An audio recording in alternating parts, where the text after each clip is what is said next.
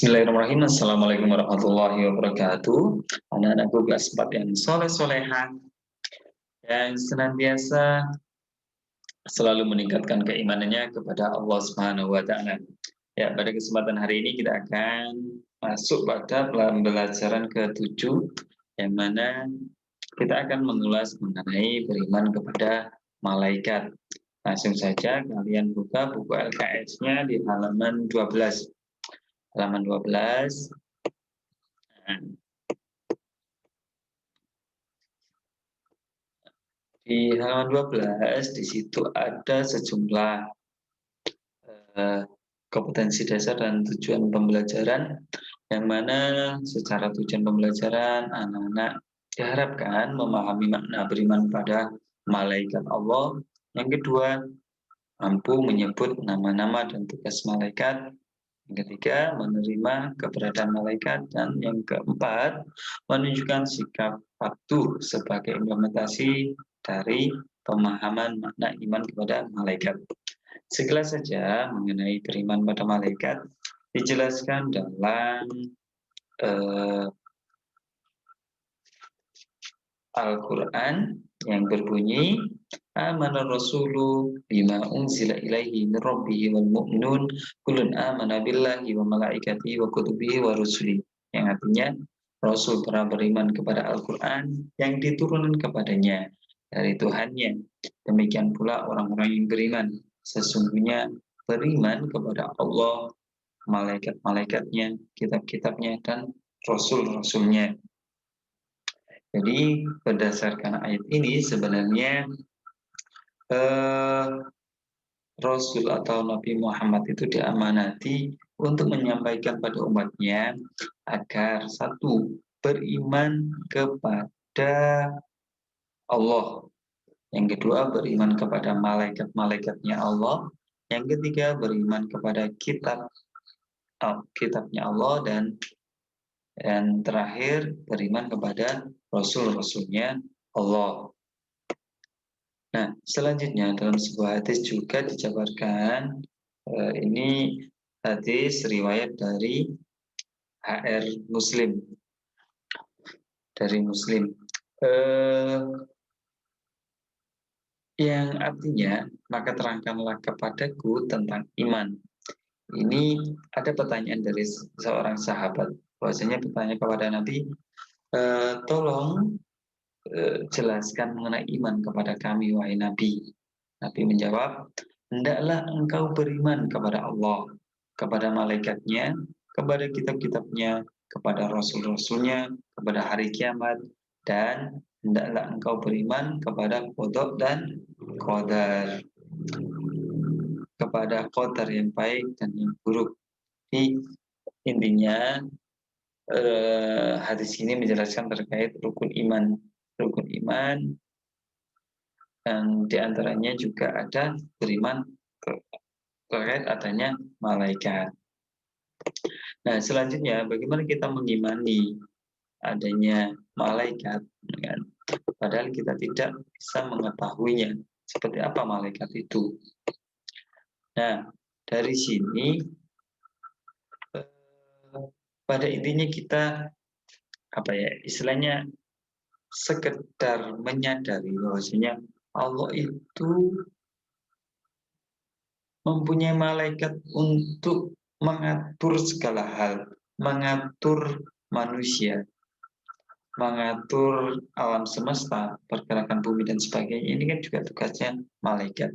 Nanti yang mencabut nyawa kita juga itu pun juga tugasnya malaikat. Nah, sekarang seperti apa malaikat itu? Seperti apa meyakini? Dalam artian di sini kalau di buku kalian dijelaskan bahwasanya kita harus mengimani. Poin pertamanya, kita harus meyakini bahwa malaikat itu ada meskipun keberadaannya tidak bisa dilihat secara kasat mata. Contohnya seperti ini. Kira-kira yang membangunkan kalian ketika tidur itu siapa? Coba direnungkan dan dipikirkan. Yang membangunkan, kenapa kita ketika tidur bisa bangun sendiri? Kira-kira siapa yang membangunkan? Nah, itu adalah salah satu malaikat yang membangunkan kita, karena malaikat yang kita yakini memang ada 10, akan tetapi ada banyak sekali malaikat yang terlibat dalam kehidupan kita, selain malaikat yang wajib kita yakini. 10 itu hanya yang wajib kita yakini beserta tugasnya, akan tetapi selain itu ada banyak sekali malaikat dan kita tidak akan tahu berapa jumlahnya. Yang kedua, malaikat itu ciptaan Allah dan kita tidak boleh menyembah malaikat. Dan yang wajib kita sembah tetap Allah Subhanahu wa taala. Namun ketika Allah menolong kita melalui malaikatnya. Kemudian yang ketiga, kita harus meyakini bahwa malaikat itu memiliki sifat khusus seperti selalu patuh kepada Allah, tidak mati dalam artian kekal, kemudian diciptakan dari cahaya atau nur, dan terakhir malaikat itu tidak makan, tidak minum, dan memiliki tugas-tugas tertentu yang sudah ditentukan oleh Allah Subhanahu wa taala. Selanjutnya halaman 14. Kita belajar terkait pengertian malaikat. Malaikat termasuk makhluk gaib yang mana diciptakan oleh Allah dari nur atau cahaya. Malaikat memiliki akal tetapi tidak memiliki nafsu. Dalam artian gini, secara akal pikiran menuju ke kebaikan, akan tetapi tidak punya nafsu, tidak punya keinginan. Berbeda dengan manusia. Manusia dibekali oleh Allah akal dan juga nafsu, keinginan. Kalau malaikat tidak punya keinginan. Malaikat hanya memiliki akal pikiran yang mana ketika diperintahkan Allah selalu apa istilahnya, tidak akan ada bantahan. Ia menjalankan semua perintah Allah, apa yang diperintahkan Allah dijalankan. Berbeda dengan manusia. Manusia dimiliki nafsu, yang mana nafsu itu bisa mengarahkan manusia ke ranah yang lebih baik atau ke ranah yang lebih buruk. Karena apa? Nafsu itu merupakan keinginan bahwasanya manusia dibekali oleh Allah dengan nafsu ini agar apa istilahnya bisa saling keterkaitan dengan akal agar manusia jadi lebih baik. Sebenarnya tujuannya itu. Akan tetapi ada manusia yang justru cenderung menggunakan nafsu buruknya, nafsu yang mana justru mengarah pada kemaksiatan, yang justru mengarah pada kesenangan semata, kesenangan dunia. Bukan kan seharusnya kalau kita punya nafsu itu kan diarahkan ke ranah bagaimana nantinya kita bisa hidup bahagia dunia dan akhirat. Nah, rukun iman iman pada malaikat ini terkait istilahnya kita meyakini sesuatu yang tidak kelihatan, akan tapi harus kita yakini keberadaannya, di mana secara simpelnya saja bahwasanya nanti kita akan dimintai oleh Allah pertanggungjawaban terkait amal baik dan amal buruk. Di situ ada dua malaikat yang menyertai kita, malaikat raqib dan atid. Kalau lebih sederhana lagi, kira-kira siapa yang mengatur tumbuhnya rambut kita? Siapa yang mengatur kedipan mata kita? Kira-kira malaikat siapa? Raja. Itu harus kita yakini bahwasanya ada malaikat yang mengatur terkait hal itu. Namun tidak perlu kita pelajari lebih dalam, yang penting kita yakini saja. Kemudian di sini di halaman ya, di halaman 14 ini ada secara makhluk, ada makhluk gaib dan ada makhluk nyata. Malaikat, jin, setan dan sebagainya termasuk makhluk gaib. Sedangkan makhluk nyata itu seperti manusia, kemudian alam semesta ini, hewan, tumbuhan dan sebagainya itu makhluk nyata. Dalam artian makhluk yang bisa dilihat dengan panca indera. Manusia sebenarnya termasuk makhluk gaib karena apa? Sebelum turun ke dunia, sebelum lahir itu kan kita berbentuk menjadi sebuah ruh. Ruh itu kan kita tidak tahu di mana. Ruh itu ada makhluk gaib dan kita yang berbentuk nyata ini hanya wadak atau fisik kita yang terbentuk dari makanan. Bayi kita dari ASI-nya ibu atau dalam kandungan kita tumbuh berasal dari saripati makanan ibu kita. Kemudian ketika lahir kita bisa tumbuh, tubuh kita berkembang dari ASI-nya ibu ataupun ada yang pakai susu formula. Kemudian besar dari makanan juga. Namun kita sebenarnya makhluk gaib. Di mana ruh kita? Nah, itu kan jadi pertanyaan. Kita tidak tahu. Karena ruh adalah makhluk gaib. Dan ketika mati, yang mati adalah nanti jasad kita. Yang dimatikan oleh malaikat adalah jasad kita. Sementara ruh tetap hidup, tetap kekal. Tetap nanti yang mempertanggungjawabkan amal baik dan amal buruk. Nanti yang akan masuk surga atau neraka. Dan nanti yang akan bertemu Allah. Dan nanti yang akan mendapat syafaat Nabi Muhammad dan bertemu Allah Subhanahu wa Ta'ala, itu adalah ruh kita. Jadi hakikatnya kita adalah makhluk gaib. Namun secara nyata kita hidup di dunia, maka yang hidup di dunia ini adalah makhluk nyata. Dan selanjutnya mengenai malaikat dan tugasnya. Nah, malaikat dan tugasnya bisa dilihat secara dalil bahwasanya malaikat itu yang tidak mendurhakai Allah terhadap apa yang diberitakannya. Kepada mereka selalu mengerjakan apa yang diperintah.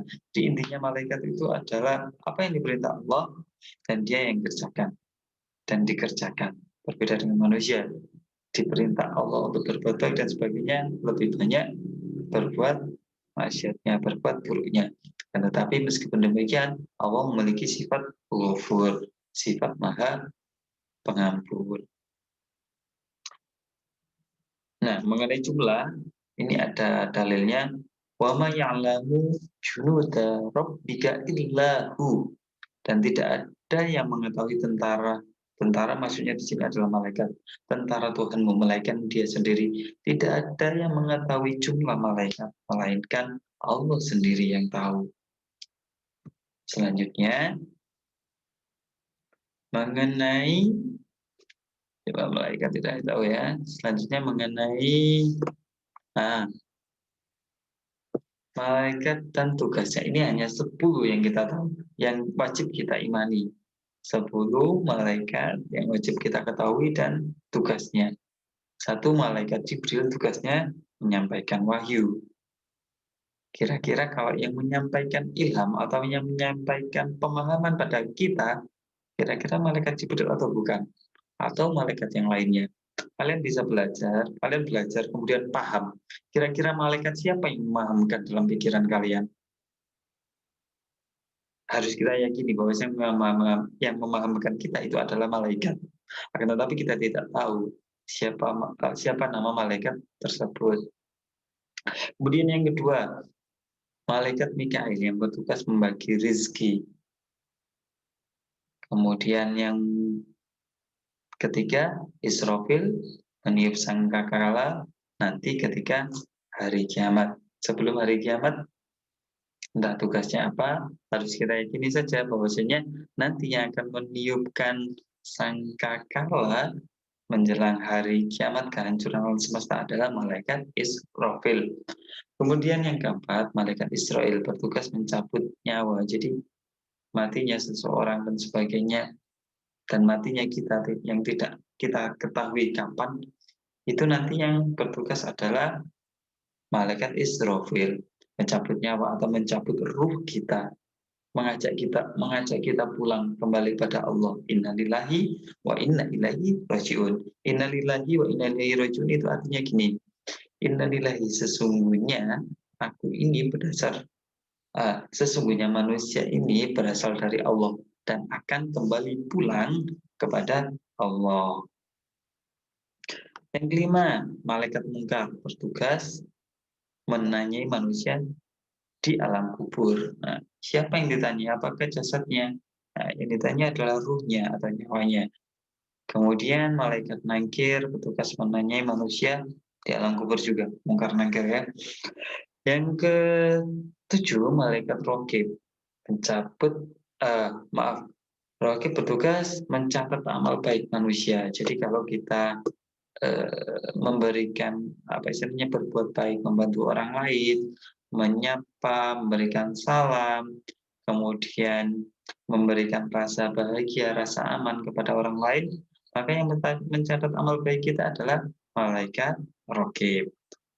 Kemudian sebaliknya, malaikat atid yang bertugas mencatat amal buruk kita. Apabila kalian mencuri, kemudian berbohong, berdusta, ngerasani, atau menggunjing, bahkan membicarakan sesuatu yang buruk dalam diri kalian, maka yang bertugas mencatat amal buruk tersebut adalah malaikat atid. 9, malaikat Ridwan bertugas menjaga surga.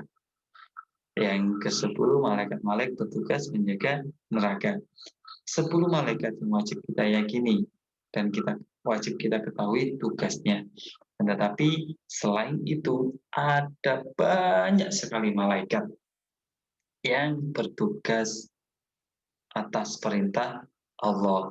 Untuk itu kita harus yakin bahwasanya ada banyak malaikat di sekitar kita yang mengatur hidup kita, yang mengarahkan hidup kita.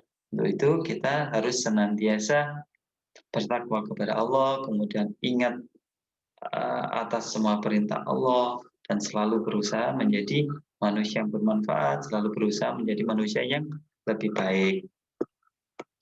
Nah, baik, itu saja yang bisa saya sampaikan mengenai bagaimana kita meyakini, mengimani akan keberadaan malaikat. Dan untuk tugasnya, saya minta anak-anak satu untuk merangkum, satu untuk membaca teks bacaan mengenai malaikat. Halaman 12, 13, 14, 15. Sekali lagi tugas membacanya 12, halaman 13, halaman 12, halaman 13, 14, dan 15. Itu untuk tugas membacanya dikirim dalam bentuk pesan suara. Tugas yang kedua, saya minta anak-anak untuk membuat rangkuman singkat mengenai apa yang kalian baca dari halaman 12 sampai 15. Dan tugas yang terakhir, saya minta anak-anak untuk bernyanyi di halaman 15. Itu adalah lagu terkait malaikat dan tugasnya, dilakukan dengan nada sepohon kayu. Nanti kalau ada contohnya coba saya kirimkan. Itu dinyanyikan, dikirim dalam bentuk video ya. Lagu ini teksnya dikirim dalam bentuk video.